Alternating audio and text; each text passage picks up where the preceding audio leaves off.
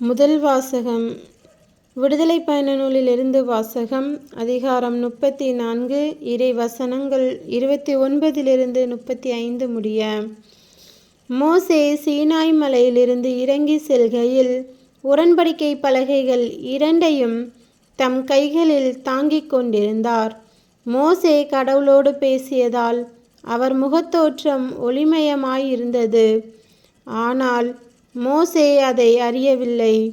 ஆரோனும் இஸ்ரேல் மக்கள் அனைவரும் மோசேயை பார்த்தபோது அவர் முகத்தோற்றம் ஒளிமயமாயிருந்ததைக் கண்டு அவரை அணுகிச் செல்ல அஞ்சினர். ஆனால் மோசே அவர்களை கூப்பிட்டார். ஆரோனும் மக்கள் கூட்டமைப்பின் தலைவர்கள் அனைவரும் அவரை நோக்கி வந்தனர். மோசேயும் அவர்களிடம் பேசினார். பின்னர் இஸ்ரேல் மக்கள் அனைவரும் அவர் அருகில் வந்தனர்.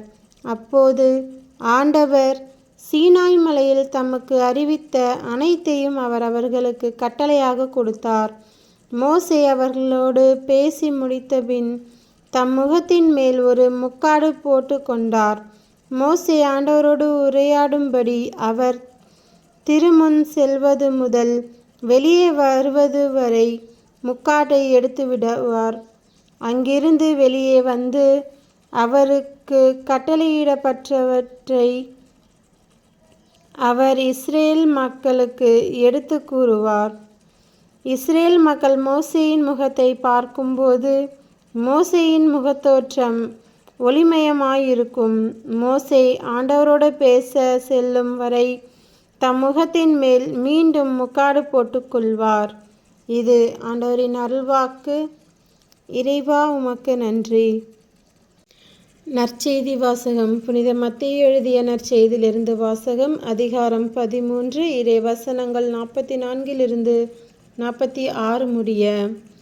ஒருவர் நிலத்தில் மறைந்திருந்த புதையல் ஒன்றை கண்டுபிடிக்கிறார். அவர் அதை மூடி மறைத்துவிட்டு மகிழ்ச்சியுடன் போய் தமக்குள்ள யாவற்றையும் விற்று அந்த நிலத்தை வாங்கிக் கொள்கிறார். விண்ணரசு இப்புதையலுக்கு ஒப்பாகும். வணிகர் ஒருவர் நல் முத்துக்களை தேடிச் செல்கிறார். விலை உயர்ந்த ஒரு முத்தை கண்டவுடன் அவர் போய் தமக்குள்ள யாவற்றையும் விற்று அதை வாங்கிக் கொள்கிறார். விண்ணரசு அந்நிகழ்ச்சிக்கு ஒப்பாகும். இது கிறிஸ்துவின் நற்செய்தி. கிறிஸ்துவே, உமக்கு புகழ்.